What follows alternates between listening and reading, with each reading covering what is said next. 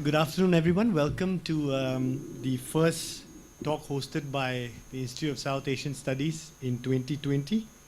And to open the, we have a very exciting opening batsman at the crease to get us rolling for the year.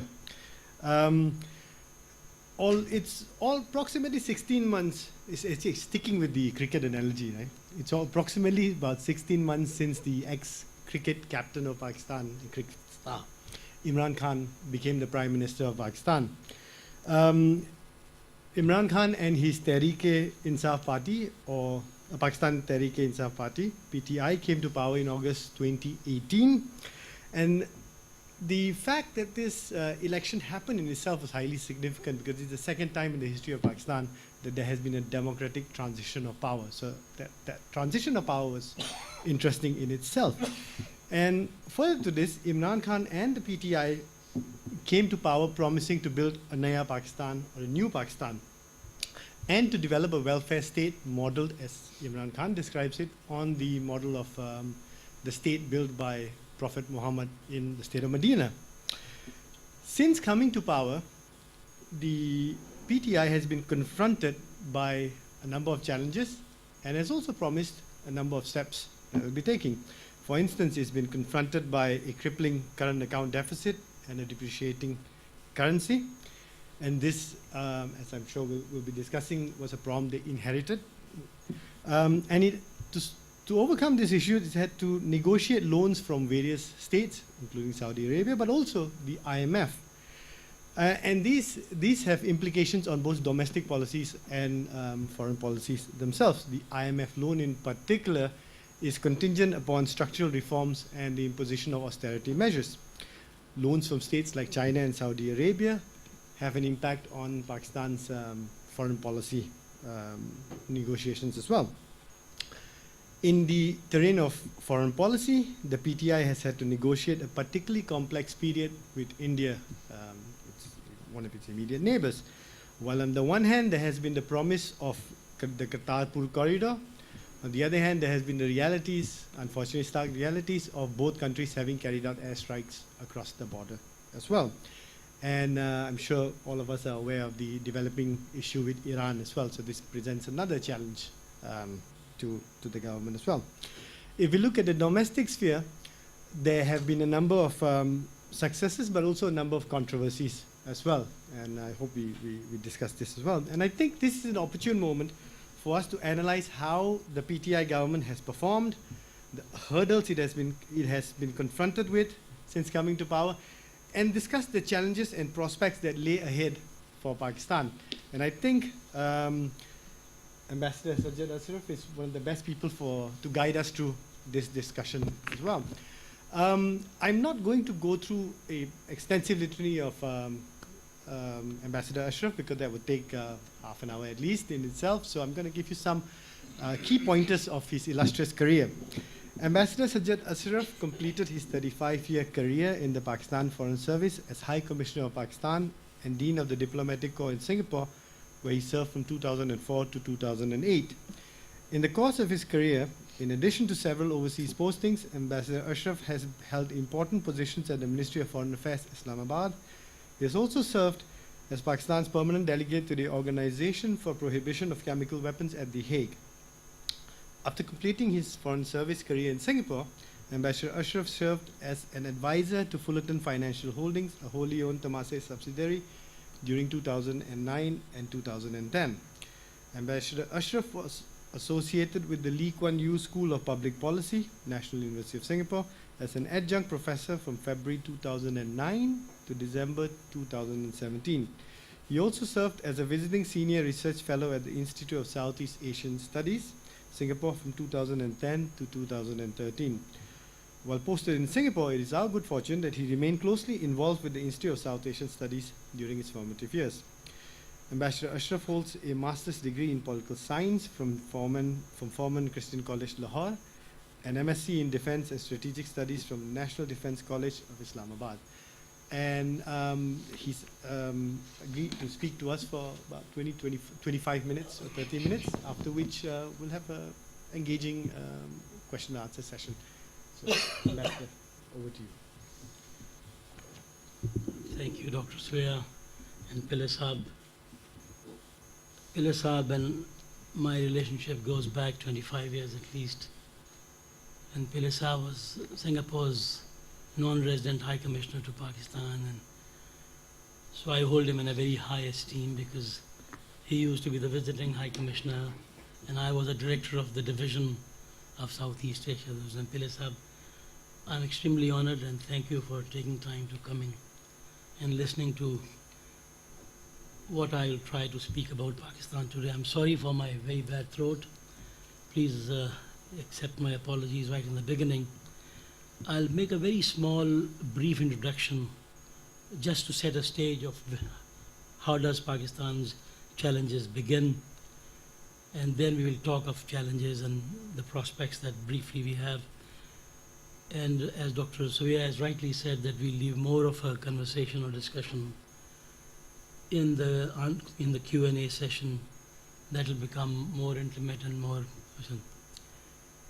Now, briefly speaking, Pakistan as a state was born out of fear. There was a fear which in the minds of, that's what the historians tell us. And from there on, it's been a story of challenges. The country has continued to face challenges since then, be they be domestic challenges and external challenges. And India, being our mother country, became, for the Pakistanis, the biggest challenge we face. And many of the challenges that we continue to face are sometimes stoked by India, some by our own foreign policy choices that we have made over the years. And to me, there is no such thing as hindsight, because you make a judgment, you make a choice at that particular moment of time, depending on the circumstances that you are living with. So under the circumstances, we have made choices facing certain challenges, and then from there on, spring more challenges of the policy choices we made way back in the early 50s and further. Now, coming down the years, our own experience with democracy has not been very welcome, has not been very pleasant, really. We've had first few years where we were trying to experiment democracy. We changed prime ministers. Prime minister was shot. And then we had a military takeover, and then we had subsequent military takeovers after that. So it's been a series of topsy-turvy and roller coaster rides in Pakistan, which created its own challenges to Pakistani society. I think somewhat consistent democratic dispensation came after Zia-ul Haq died in an air crash.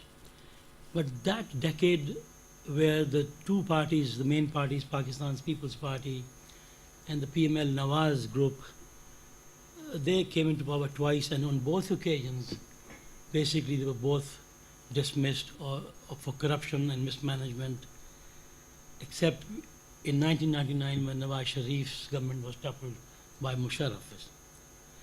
Now, during this time, I may draw your attention that Pakistan confronted or involved itself in the war in Afghanistan. As we will talk about it later if you want to, this war in Pakistan, which Pakistan has got involved in starting from 1979, continues to go on even today. It's been 40 years. We are living in a state of war. And I think that particular point is not fully appreciated by the world, that how Pakistan has changed, how Pakistan's psyche has changed, the society has changed. I, for one, grew up in a society which was a very different society from what I see today in Pakistan. It's, believe me, completely unrecognizable from what I was growing up in school or my college years also. But when we have Musharraf, and then after Musharraf again, we have the same two parties who were going through roller coaster ride. We had Mr. Zardari's People's Party, and then we had Nawaz Sharif's party. We lived through the same mismanagement, corruption, cronyism between the two parties. Unfortunately, that's the kind of democracy we understand. Unfortunately. And our economic policies were so short-sighted that I can honestly tell you that 5 years of Nawaz Sharif's regime, every economist of any consequence in Pakistan was writing consistently in the newspapers, if this economic policy of this government is not sustainable, because it was based on heavy borrowings, and with heavy borrowings, you can show your growth 6.6%, but unless you invest in heavy borrowing into tax-generating industries or enterprises, that is actually money gone waste. And the worst thing that Pakistan, and I think that we will talk subsequently also, the biggest challenge we face is that nobody pays taxes in the country. It is, I call it a national security risk, unfortunately, because the cronyism of over the times is that you've created interest groups in the country because of the governments that were not very popular, that did not have any legitimacy, so they created their own interest groups, so that all these interest groups, we followed policies of laissez-faire completely. So as a result, there is no tax culture in Pakistan. In a population of now 207 million people, just about 1.4% pay taxes, and that is only 0.4% during the last 16 months of PTI government. And prior to that, just about 1% taxpayer in a population of 200 million people. So these were the basic, the pedestal or the platform from which the new government came into power. A very poor economic situation, a country where no one pays taxes, it's all borrowed money. So there are some of the main challenges that Pakistan faces. Of course, Imran Khan's platform was against corruption. That is one thing, so he has to keep it on the front line. People in Pakistan do talk about one thing, that now it's been 16 months and he has to show something on the ground. That's true, he has to show something on the ground. But unless he keeps the main platform right in the front of corruption, he cannot keep his base also to go along with him. So corruption remains, anti-corruption drive remains central to all his political policies that he continues. As it is, we are about 117th or 120th amongst the Transparency International's on the corruption index in Pakistan. And those who actually live in Pakistan would think it is much more. Believe me, I don't know where does the Transparency International gets its figures. It's sad in a way, but you continue to confront corruption. And corruption is not only taking money. Corruption is the inefficiency in the government department. Corruption is not doing your duties. Corruption is expecting certain bakshish or certain returns for the services that should be normally done to you. I would include all this as part of corruption in the public services also. So this is what, and the Pakistani political system is heavily based on perks.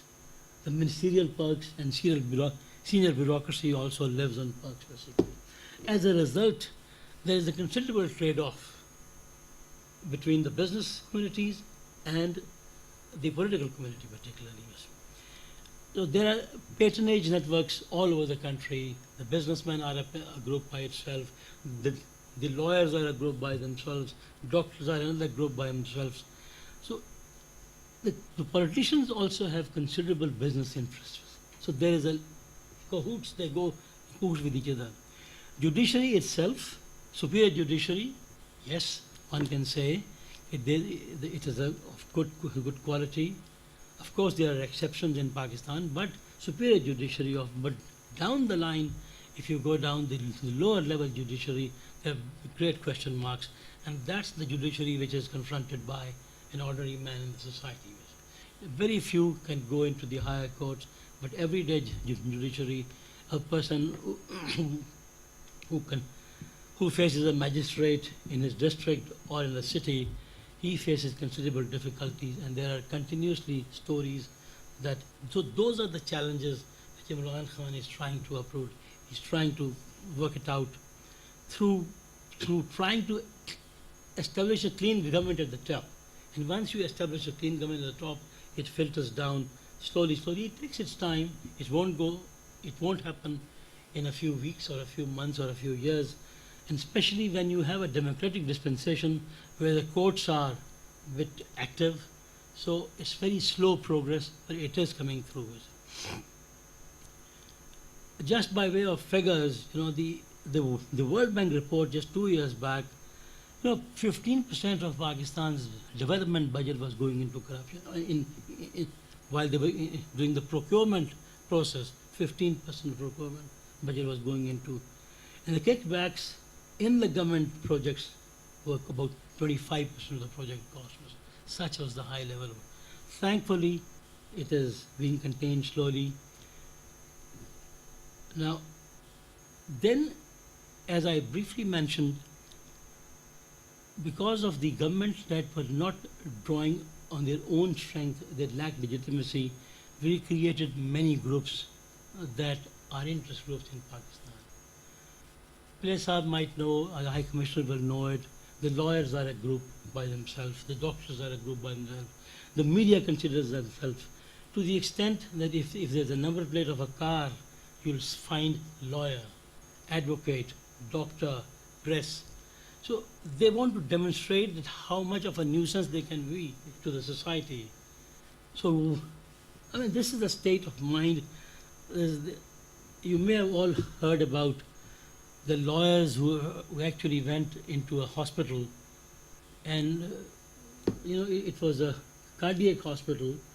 One of the lawyers had a complaint against one doctor. They attacked one morning. This is about 2 weeks back. I was in Pakistan at that point.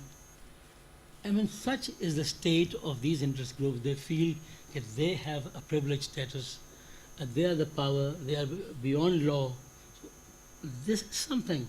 Imran Khan, through his own personal example, because he is himself very particular about not drawing any benefits like the previous rulers, his own personal integrity continues to remain very high, and that's what I think is biggest strength in the country, that anything that has to do with the state finances or state perks, he's very, very particular about this. I was in New York when he visited US twice, and I got to know directly through my colleagues in the embassies there that how much he wanted to cut down all expenses. He wanted to stay at about among the cheapest places, other perks, and etc. So this is what I think how he's trying to demonstrate his own interest and his own lifestyle, because the previous rulers used to live like kings and queens. Now this is also man-made. There's one more big man-made problem in Pakistan which I don't think is generally projected very well, and that is the population of Pakistan. You'll be surprised that in the last census that was held in 2017, ordinarily censuses are to be held every 10 years. There was so much of discord between the 2 or the 4 provinces of Pakistan that for over 10 years they could not hold the census in Pakistan, because the share of state resources are to be distributed according to the number of people each province has. And the provinces could not agree on a formula on the distribution they could not agree, they could not hold census even in the country. But 2017 census, held after 20 years, indicates that we are about 207.34 million people now, with a rate of growth is 2.4, which is amongst the highest in the world now. And a very high population with a low resource base, no taxation, affects anything down the line. It affects the quality of life your population enjoys. It affects the quality of education you can provide to your society. It affects the quality of health care that you can provide and how much you can invest in the future of your country. This is a fact which is overlooked in the common conversations and also in the common research papers which the think tanks do, that Pakistan, I think this is one of the biggest problems we are facing, because it has serious consequences down the line. In everything, it affects every human being of Pakistan. Now, it is already choking, the number of people that we are adding on every year is already choking up our insufficient healthcare facilities, water resources, and education services. This is a problem, I think, in Pakistan. For us, it's a very major problem, and that needs to be tackled very seriously. A National Council on Population has been set up with the Prime Minister himself in the chair, trying to figure out now. They haven't really come up with any plans yet, but there is at least a consciousness to at least look at these things. That these are some of the problems that are far-reaching influences, and below 30, half the population is at below the age of 30. So if we can utilize these people well, they still have got about several years of productive life still available. Now, as a consequence of high rise in population, state failing in its own responsibilities previously, we have destroyed much of our agricultural land. In this high population, obviously they've created slums, they have created societies, housing societies that are ill-planned. So much of our agricultural land around the cities has been wasted because of the high rise in populations. Another problem which Pakistan is facing, which again in my view is not being projected as well as it should be, is the climate change. And climate change is a problem where I think the two countries that can really contribute together and where their cooperation is required is both India and Pakistan, because the glaciers that we have up in the Himalayas or in the Hindu Kush mountains, much of our water flows down from those areas. Our rivers flow down from those areas. And we've been, we are the third most water stressed country in the world now. By 2025, our levels of scarcity will reach very high. When the minimum level of water is required, about 1,000 liters, we'll be reaching about 1,017 by that time. So these are very serious problems, because if we are short of water, our agriculture suffers. And if our agriculture suffers, obviously we don't produce enough food for a population that's rising at 2.4% in the world. So a serious effort is required how to save water, how to develop efficient agricultural systems. Much of our canal water is still very old style, which uses 97% of the water used for agriculture. Imagine fresh, sweet water in Pakistan, 97% of water is used in agriculture, and much of it goes waste because it goes down into the ground, because it's an open canal system. I want to draw on these problems much more than what you may probably be looking. You'll be looking more of foreign policies and security issues, but these are security issues in the longer run also. As they say, the next wars are going to be fought over water and these resources. There is a big resource crunch coming on unless Pakistan itself and the world community and the developing countries and the institutions understand that what is the problem really. Because if you have a small room and you have more people crammed into it, obviously there's a chances of more fight. If you have a big cake to eat and big money, so the problems are lesser like this. The problem, unfortunately, is that people are still not conditioned how to use water properly, efficiently. Much of it is wasted also. It's a very surprising thing. Bilal Saab may have seen it, High Commissioner has seen it many, many times. There's no idea how to conserve water. Nobody talks about it. You will find in every middle-class household, there's a driver who has a hose of water in his hand and he's talking on telephone, and the water is wasted. No one cares. No one cares. It is not only the shortage, but it's also the management of the water. These are very, very serious issues in my humble views. Okay, now I think I need to move a little faster than. Again, I would say the consequences of the population bomb, the social sector, economic revival, of course, we are still having very big problems. And there's a debate going on in Pakistan whether Imran Khan should have actually kept the corruption agenda on the front line and let it slow down, get money from people. But that's a debate that goes on. He knows better and the government knows better. There are plenty of hot money coming into Pakistan these days. The foreign remittances have increased in the sense, but there's a danger in that remittance because our interest rates are high these days because of the IMF conditions, and the condition because the inflation has gone up because there's no money in the market. High inflation means that you have to raise the interest rates, and the interest rates are high, so there's plenty of hot monies coming from overseas now. And unless it is managed very well, if the rates go down substantially, that money will flow out of the country.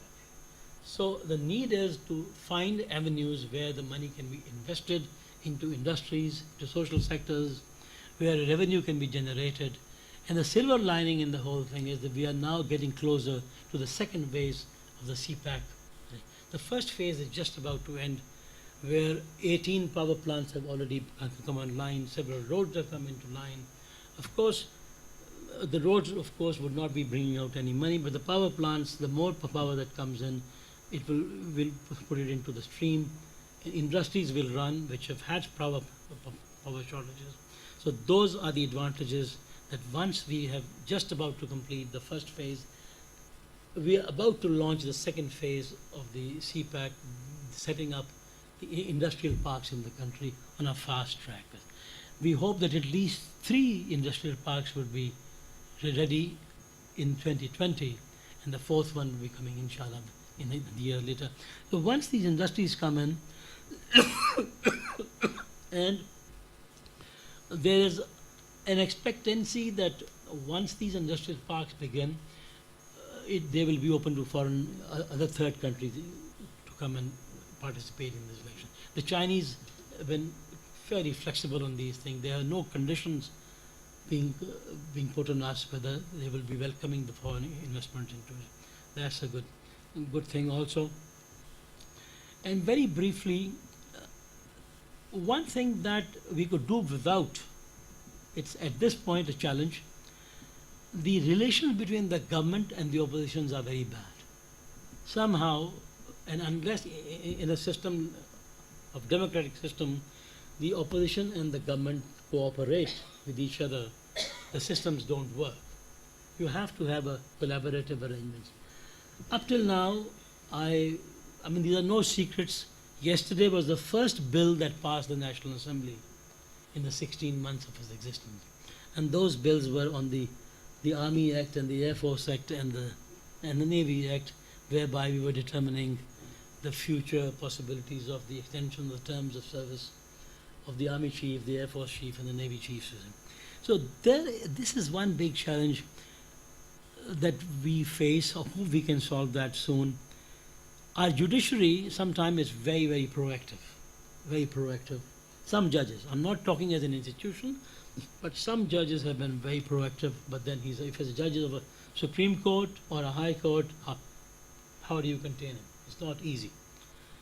Hopefully that those judges are gone now, and the ones who are now in the Supreme Court, because anything that somebody does not like, they go to the superior courts first.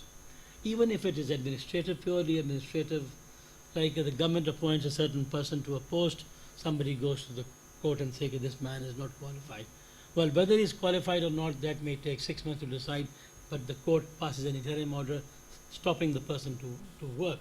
So that impedes the working of any civilian organizations.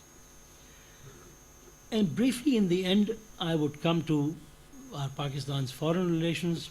As Dr. Savia very clearly mentioned, our economic difficulties are one of the reasons why we face a very challenging external environment also. But the big challenges, of course, Pakistan faces Afghanistan. India, of course, remains a challenge.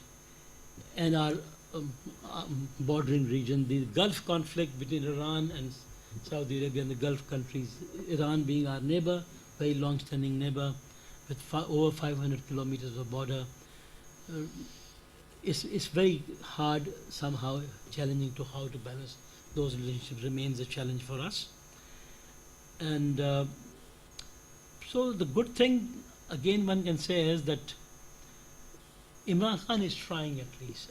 His personal integrity is something that really is respected, not only amongst the leaders of the world he has interacted with, because these are no secrets. If our previous prime ministers were visiting a country A or B, I'm sure that the leaders of those countries knew that what is the personal character of these prime ministers or presidents. This man, at least insofar as his personal life is concerned, I would not use in absolute words, but up till now he is considered to be a clean man. He goes with confidence, talks to the people as a clean gentleman who doesn't seek any personal favors. And I think despite of the general discontent, which obviously comes up midterm with any government, there is still hope in the country that because the man is so well-meaning, the man is so sincere about what he wants to do. He has no personal relationships. He has no successor from his family within his party to whom he wants to bring in line the leadership, unlike the other parties, which are like royal parties. The one person goes, the other one comes in.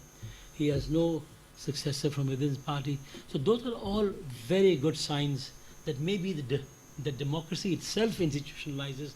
If the parties themselves had kind of a democracy within their own country, within their own institution, Pakistan could, if this current trend sustains for one more term, this is be my minimum, I would think, one more term. And one small thing I must address here, because I believe there will be many questions on that. He is often accused that he is a puppet in the hands of military. This is a general perception. The media definitely prints a lot of stories about it. Western media does it. The Indian media does it. I think it's all what media publishes is a good sell, frankly, basically. But we have to see this story in the backdrop, the fact that as I saw it, Mr. Zardari's 5 years of the government, he had outsourced security issues to the army. Okay, you handle this, don't bother me, let me make my money, and I'll not interfere into this thing. So that was it. So that's why he, in my view, only my view. Nawaz Sharif's government was different. He has a tendency that he wants total control of. He wants, and that is the reason why he had a problem with every successive military chief he had in Pakistan, beginning from the first one down to the last one. So there was a conflict, even when there was a national interest involved. I honestly have spent a lot of time in US, a lot of time in Pakistan in the last 2 to 3 years. Since the army also knows that this man has no personal interests involved in pursuit of national interest, there's nothing that he wants on the side, there's no conflict. Honestly, there's no conflict. So if there's no conflict in pursuit of national interest, and you start blaming that this man is a puppet in front of the army, I think this is a bit strong. Yes, in every society, every country which is a security-related institution, the military institutions do have a disproportionate say. I mean, like in US, Pentagon is much more powerful than their State Department. Or any other country. Israel, the defense establishment, is much more powerful than the civil services. So if there is a disproportionate power with Pakistan, because Pakistan feels threatened, Pakistan feels weak, Pakistan feels insecure. So I thought before some of you will charge on me, I should at least lay my position clear that this is the confidence, because the two parties, in pursuit of national interest, there are no conflicts. The conflicts previously were personal rather than the official conflicts going on there. I think I better stop here. I've done more than half an hour. Thank you very much. Thank you, Ambassador Ashraf. Thank you. Thank you for that very interesting talk in which you've laid out the terrain and provided an overview to many of the issues that are confronting Pakistan today, but also the prospects of hope as well. is it a growth dividend or is it a growth liability? These are issues that, one of the issues that you brought up as well. I'm sure there are a number of questions that are brewing or have brewed. I'm just going to take the prerogative to ask the first question, and maybe ask two questions, one slightly broader and one slightly more specific. At a broader level, you brought up the interesting issue of dealing with the issues of climate change, but also not just climate change, but also water resources as well. And Imran Khan has been very open in discussing these issues. At a broader sense, what's going on with the plans to develop the dams and the fundraising for that, but also the infrastructure projects that are expect to take off? Do you have any insights on the progress of that? More specifically, there's a phrase you used at the end about institutionalizing democracy. As many observers of Pakistan, as I started my opening comments, was one of the very interesting and important things about the previous election was the fact that this was a democratic transition, the second one in history, and it was a very welcome development. But there are also criticisms today about press censorship, about technocrats replacing politicians in positions of authority in Pakistan. So how would you respond to those as well? I think it's useful to hear a response. The first question is the dams and water resources. You see, Pakistan's reserve at best are just 30 days of water reservoir. This is very, very poor. We tend to compare ourselves always with India, but India has 90 days of reserves, and US has 800 days of reserves of water, if you think of it. We are very, very slow. The initiative which the former Chief Justice launched, to which the Prime Minister subscribed, could have done better. It is far below the levels where we can really initiate good work on that. Nonetheless, the work has to start very quickly. The Demler Basha actual construction hasn't yet started. They've done the groundwork, they've bought lands. Successive presidents and prime ministers have gone and put up their names there, and I was told by someone who's been there are at least 3 up to now is gone there. The groundwork has been done, but the actual construction hasn't really taken off, which I believe, I think they're already late. More than that, we need to understand that we should not waste water. There's a tremendous amount of water wastage, and I think Punjab is responsible for that. I'm a Punjabi, and my colleague comes from KPK. Why Punjab is responsible? Because historically Punjab has been land of plenty within the context of histories. A land of 5 rivers, land of plenty, fertile land, adequate population, lot of growth, and let's say 100, 200 years back, or even from the time immemorial, what was the needs of the society was good food, good fruits, plenty of land. So there's a tendency to waste water. I think if Pakistanis, and there is no cost to the water. Growing up in Pakistan, we used to pay the water bills every month. There used to be water. And I see the High Commissioner nodding. There are no water bills now. The state has abdicated its responsibility, unfortunately. In Afghanistan, when I said was a big challenge, and that I can identify itself, we loosened up completely. We abandoned responsibilities of civic responsibilities, almost matching the times of Afghan wars. The state started just to withdraw, to provide the safe drinking water, electricity, security to the public, which is its dues. Anyone who can afford it digs a hole in the ground and starts digging out water, meaning our water table is going down. From 300 feet, it's gone down to 1,200 and 1,500 feet in urban areas. So that's a big problem insofar as water is concerned. And institutionalizing democracy, what was the detail of the question? I missed that. About the criticisms about the media, yes. Now, I don't think, Doctor, you have lived in Pakistan Pillai Sahib used to visit, but Pillai Sahib used to visit during the days, which was 20 years back, 25 years back. I've seen medias in US, Singapore, many other countries. Believe me, I have always been shocked at the amount of freedom the Pakistani media has. We have no libel laws in the country. In this country, you're sitting here, Singapore, nobody can say something that, unless it is backed by substance, and can get away with it. Anyone talks about anything. A few days back, I was watching a TV program. One of the very respected anchors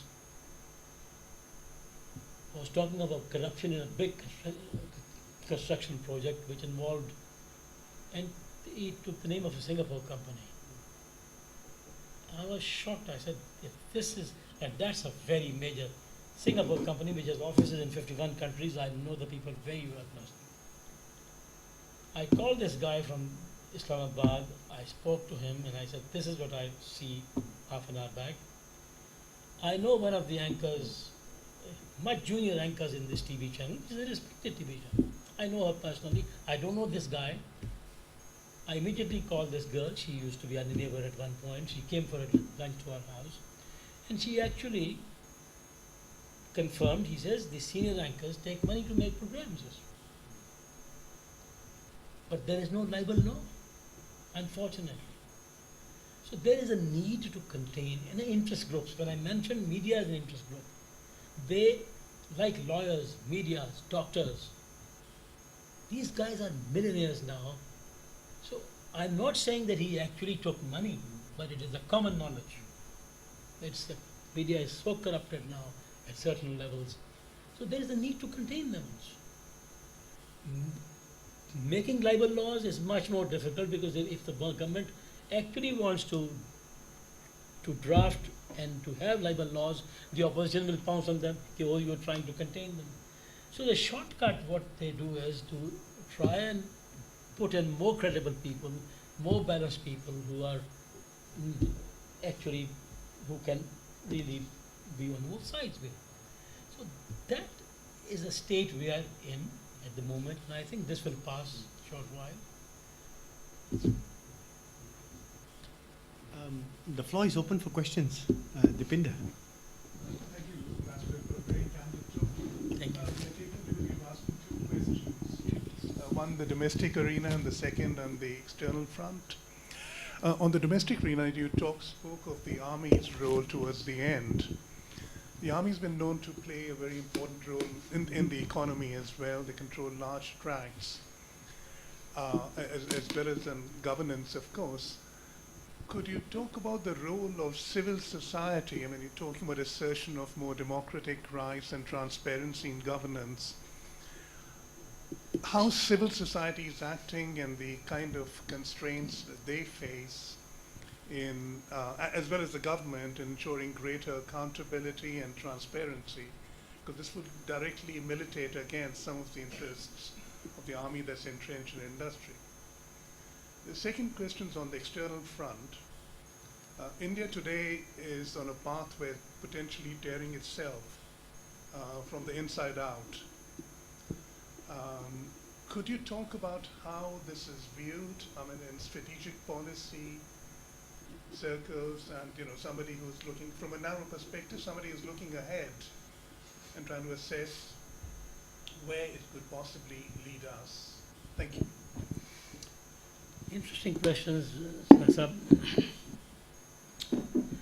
It is true that it is a common knowledge that Pakistan Army particularly, and Air Force and Navy to a lesser extent, are involved in economic activities which is disproportionate to what an institution should have.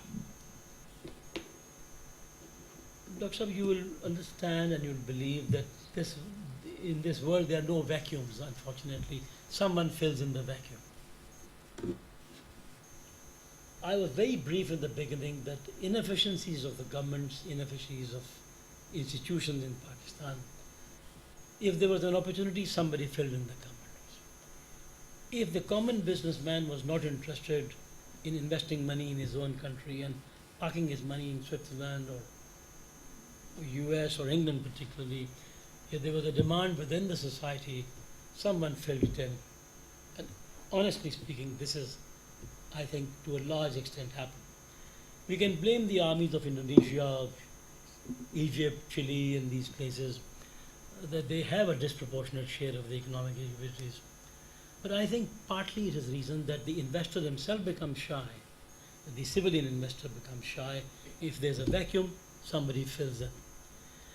And military institutions, by nature of their existence, are much more disciplined, they are much more forward-looking, because they do all these forward plannings, and so they find these institutions, and these army, what is called Army Welfare Trust, or Fauji Foundation, Air Force, Shaheen Foundation, these institutions is actually meant for the benefit of the ex-service people, ex-servicemen. It is true that a Pakistani general who retires, or 2 stars and 3 stars who retire, they retire as millionaires, no doubt.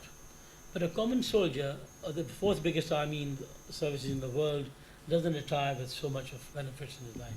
So there's a need to supplement their income, so they become shareholders of these institutions. So much of the money that is generated by, like say, Army Welfare Trusts or the Army Fauji Foundations, it is used for the welfare of the families, the education of the military people. You know, these things media doesn't like to show, because Pakistan's army is a bogey for everybody. Okay, whatever it is, it is how it is. But nobody goes deeper into it. They set up hospitals, they get public institutions, and they also make money. There's no doubt about it. They make money. They have gone into banking, insurance, they've gone into making cornflakes, they've gone into making bicycles, they get into many things.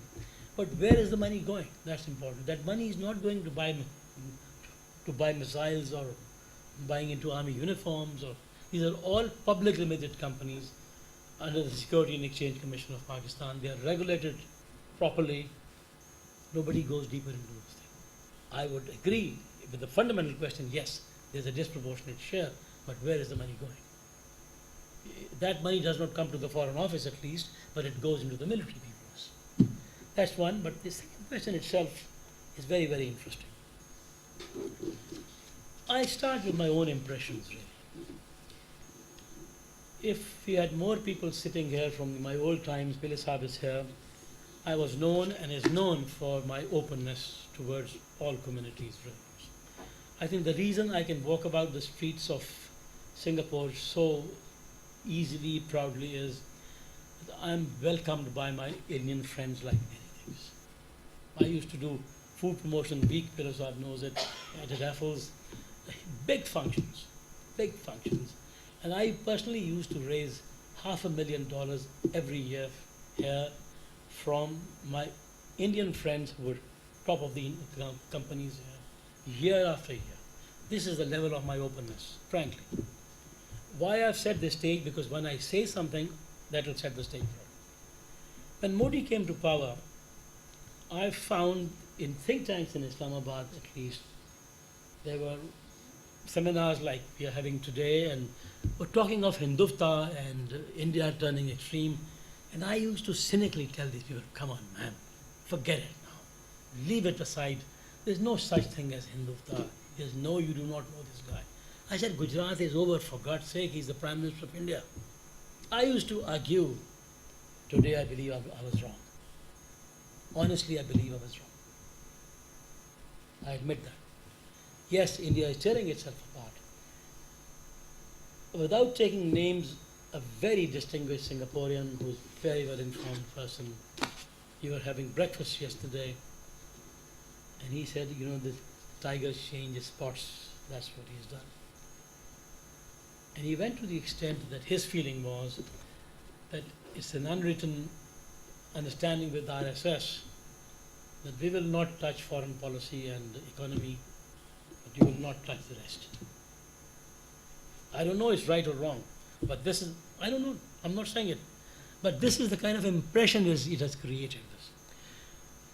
It's a society that is polarizing, obviously. Not now, but in the first term also. For little issues, something that somebody was found carrying beef and the person is lynched.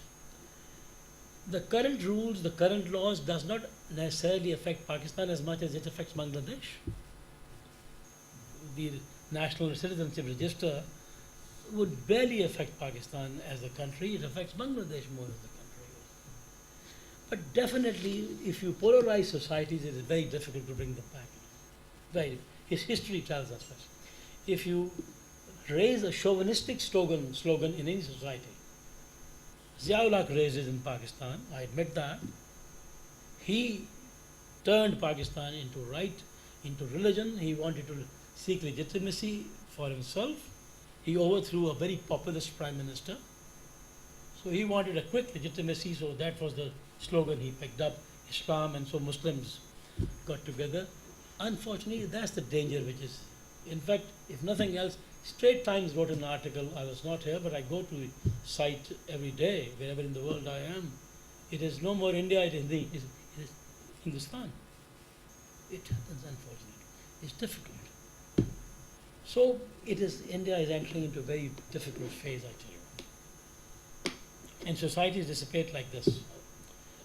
Big countries they implode from within, they're not occupied from outside.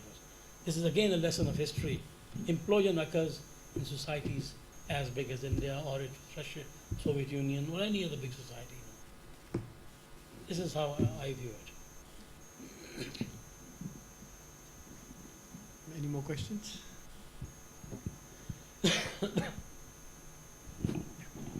Please. Yeah, hi, my name is Murthy. I work as an economist. So I have two quick questions as well, both on like the economic prospects that you talked about earlier, specifically with the two phases of CPEC. So the first one's mostly over, and I guess looking aside from like the energy mix on climate change, like it has increased the generation capacity at least quite a lot in the past few years. But my question is, I think a lot of the challenges when it comes to the power sector in Pakistan is not particularly just in the generation sector, but also in the distribution sector. That is true. So in your opinion, how do you think this would actually affect like industrialization in Pakistan? Just because there is generation of power and load shedding has decreased doesn't mean it would translate into economic growth. And the second question is on the second phase of CPEC. So given the fiscal consolidation efforts of this government under the IMF program, how quickly would it have the capacity to build the power, logistics, and transportation infrastructure that's needed for these special economic zones, and given also like the opportunity that Chinese businesses have within this region and their own special economic zones to move in with perhaps better infrastructure or lower wage costs, how do you think that like the Pakistani like SEZs will be able to compete efficiently with, say, the ASEAN ones or the ones within this region?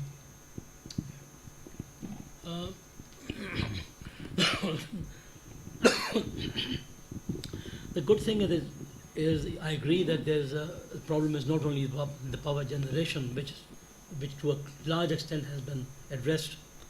The distribution network is, of course, a problem. It's the problem in the old cities, basically, where the power lines were laid 100 years back or 50 years back. But the good thing, again, the good prospects are the power supply companies have become conscious of these things. They are installing efficient meters, they're installing efficient lines to it so that the theft is contained and the breakages don't occur as much as they occur. So that's one good thing. And then coming up into the second phase of your question about the CPEC second phase is, all this infrastructure is new, completely brand new. The special economic zones that are due to be opened hopefully by the end of the year are all a new infrastructure. So they will not face the problems of distribution capacity like the old structures are facing. And you see, all these economic zones are directed towards Gawada port, basically. The entire lines the road lines, the railway lines, which is about to be signed, the M1, which is about to be signed with the Chinese also. It's all directed towards developing an infrastructure which goes towards Gwadar port and from Gwadar port upstream into Pakistan and then up into China. The biggest, and of course there is a shortage of funds. We were at times expected to match the funds. The good thing about in the whole process is the Chinese are deeply committed into it. Chinese have put in, I think, their entire, credibility lies in demonstrating to the whole world that CPAC is a success. And as you know, of the entire BRI process, if there is one project that only relates to two countries, that is only China and Pakistan, this is the CPAC only. It's easier to implement also because there are not many governments involved. Recently, as you know, we have set up a CPAC authority in the country, which actually detaches any CPAC operation from the squabbles within the provinces or within the federal government. So dealing with CPAC becomes basically one window operation, officially, legally, and it so happens that they have made one of the 3-star retired generals as head of the CPAC. But interestingly, he was also the last corps commander of the region, Sindh or Balochistan, yeah. General Bajo was Balochistan's, so he actually physically has seen the terrain, he's seen the people, he's seen the cover. So he is the man who's heading it. So it will be a one-window operation. CF says there's considerable Chinese commitment to CPAC because China's own credibility is on the line. That is why I think Pakistan is very confident that CPAC remains on track. We have done the first phase well on time. In fact, before time in many, many cases. And the second phase should also be, and there will be emphasis more, what Imran Khan has been saying, on the social sector promotions also. The previous section, previous economy, the previous government was all something that could be seen in infrastructure. That is over. This government wants to emphasize social sector developments also. So I think we are fairly well on track on that also. And mind you, the blame which the Pakistan continues to occur from Western sources is that will be heavily burdening Pakistan economy. At the end of CPAC investment, all $60 billion, we'll only be holding 10% of debt because of the CPAC. Rest of the 90% overseas debt would still be on the Western sources and the Western institutions. So it's all a propaganda against Pakistan-China friendship. I'm talking of figures here. Thank you. We have, can I have a show of hands? How many questions do we have? Maybe we can take 2 questions, then 2 questions again. Whatever you want. I believe in the Taliban dictum when they talked about the Americans. He said they have the watches, we have the time. So I have the time. Well, thank you, Ambassador, for your very comprehensive outline of the different issues facing Pakistan today. And I think you made a very insightful point about the big countries imploding from within. In this context, there's a sort of internal-external dynamic at play in India with regards to the way in which the External Affairs Ministry is talking about issues like terrorism abroad and bringing it up in different international fora. Imran Khan, in his speech at the UN, talked about how Islamophobia is a growing problem across the world, and I would agree that beginning with America and spreading outward to other countries, there's maybe a lack of understanding in the way in which we're discussing Islam. What is your response to the way in which India is characterizing terrorism or some of Pakistan's supposed terrorist policies, and how do you see that being viewed generally within Pakistan? Thank you. Can we just take another question as well? Chan. Good afternoon, sir. My name is Chan. I'm asking a question related to the CPAC that this sir has just mentioned. I always understand the point that when two countries like China and Pakistan work together for economic gains, there has to be some element of trust. But as you have known, when we talk about China, there is always this invisible kind of fear that the Chinese may use infrastructures and signals and all to intercept and to gain some sort of intelligence, and that can be a form of threat maybe to national security. So I would like to understand from a perspective from the point of Pakistan whether or not national security is at a consideration kind of when regards to the investments from China in Pakistan itself. Thank you. Interesting question. See, I often wonder that it's an old saying that one man's terrorist is other man's freedom fighter. That's where I would start from. I think we need a definition of who is a terrorist. Is a Palestinian or a resident of Gaza who lives in a hole, basically, in a prison without any facilities, is he a terrorist or is he a freedom fighter? And I often used to ask my friends in Singapore when I used to be here, those were the days when Iraq was the hot stuff in Iraq, and Iraqis were insurgents, and I asked an US general who came to address a seminar at RSIS. I got a call at night. It was a very private seminar. We were asked to come, just few of us. And after listening to his presentation, he was talking insurgents. I normally didn't want to talk at that point because once you talk as a high commissioner, it's construed as a policy of the government, so I generally do stay quiet. But at this point, I couldn't stay quiet, and I asked the general, I said, General Sir, I do not represent, this is just a purely academic question I'm asking you. This is not a government question. I want to ask you that how can a man be an insurgent or a terrorist if he's defending his own country against foreign intervention? So obviously the general was taken aback. Yeah, but you know, if he fights against a legitimate government, and I said, are you suggesting to me that Karzai is a legitimate government of Afghanistan at that point, you know, or Mr. Maliki was the legitimate government of Afghanistan? He says, I said, Hitler never sent a man from Germany to rule Norway or Denmark or Belgium. They were the local quislings, basically, who comes in. So one man's terrorist is the man's freedom fighter. However, I'm not defending terrorism in any forms. No. No one has a right to kill for any cause, frankly speaking. The question I want to ask is, at one point, world's most respected citizen, Nelson Mandela, was also convicted of terrorism. Netaji Subhash Chandra Bose was also a terrorist. Every Israeli prime minister till Ehud Barak was officially designated as a terrorist by the British mandate of its times, depending on the time of history you are talking about.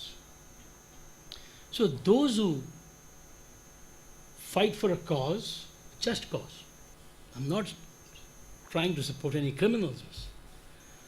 If people refuse to listen, if a foreign power comes and occupies the country for that matter, for whatever reason, only because it has power, and someone resists that, and just because they control the narrative and make a person terrorist, I don't think it's fair. History will judge all these events 100 years from now, 200 years from now, very differently. Thank you. Then the question of CPAC, that fear that the Chinese might gain intelligence. You see, all nations, all histories, all media, all narratives try to live their own past in the present. There are no secrets how the Western powers have used their technology to spy and to eavesdrop on the developing world or the developing countries. It's not secret. That's the fear that they are bringing up now. Who has been guilty of war crimes or crimes against humanity than the Western powers? Why is this? if China is rising peacefully, there's such a cry in the world that China is trying to contain all these things. Whereas when they were doing it, it was all okay. However, the technology has developed on both sides now that it is easy for a receiving country to be able to possibly detect if the Chinese are being mischievous about any intelligence equipment within the supplies that they are making. 100 years back, or when Ericsson or AT&T were doing it, maybe Singapore or Pakistan did not have technology available. But now there's a matching technology which is coming up on the line. So that's what I think could be a preventive against any Chinese attempt to interfere with the local intelligences of the countries that are now becoming dependent upon the Chinese technology or something. Yes. We have 2 minutes more, so quick question. 2 minutes, 2 brief questions. Okay. But he'll take those 2 minutes. First, Ambassador, thank you very much for an excellent erudite presentation. I learned quite a bit from your presentation. 2 foreign policy questions, but very brief. I think first is, of course, the talk of the global town right now, the US-Iran conflict. I mean, how is Pakistan navigating this conflict? That's my first question. The second question is the Saudi influence in Pakistan. Do you see this as a cause for concern? Thank you. Well, Pakistan-Iran is of tremendous concern to us. I mean, not only between US and only, but because of our relation in the Gulf region.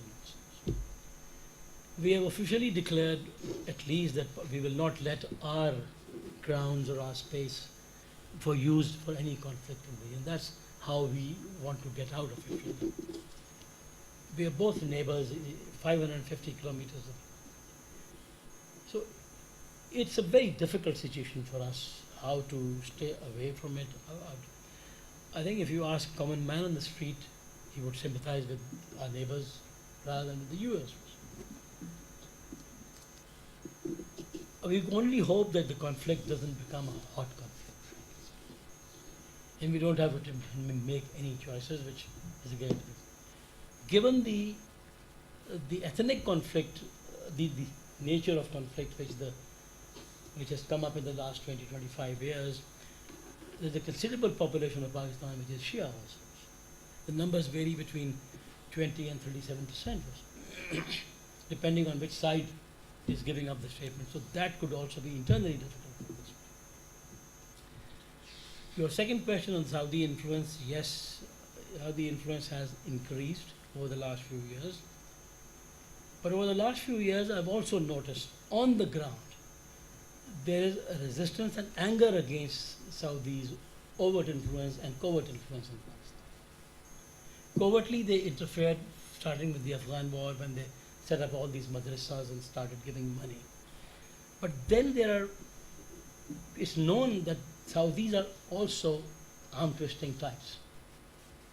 They have tried to interfere off and on in the policies. They're trying to want to have policies which are to their liking. And you know, in Pakistan, things don't remain secret, unfortunately. It starts as a rumor, and that rumor builds up into the official story. Oh yeah, this was right. This was right. I was talking to somebody the other day I said, believe me, early in 70s, during the Zulfikar Ali Bhutto's days, there was a rumor used to be in the student circle, which I was in Lahore, that don't worry, we are making a bomb. And money has come in from Iran, money has come in from Libya, no problems. If we are short of money, money has come in. And down the line, it was right. There was no official comment about it, it was right. So similarly now, the Saudis' overt influence also is becoming known in Pakistan, and people are reacting to it. There is a ground level reaction to this feeling that, look, come on, you may be the custodians of holy mosques, but you have no business to come and interfere into our domestic life, and especially what has happened lately in this Kuala Lumpur summit issue. it hasn't been taken very well, frankly, especially amongst the people who know, the educated class. They haven't felt it very comfortable. Thank you. Well, all that remains is for me to invite everybody to thank Ambassador Ashraf for that very interesting insightful talk. Thank you. Thank you very much, really. Special thanks because he's not Oh, been thank you well, very much. and despite that, he's been Thank so you. robust in his engagement. But the conversation continues, so please Yeah, join please. us outside for tea and coffee, and we can have more questions, more answers, more debates, more engagements. So thank you, please. Thank you very much, Ji. Thank you for the patience. Thank you for the patience.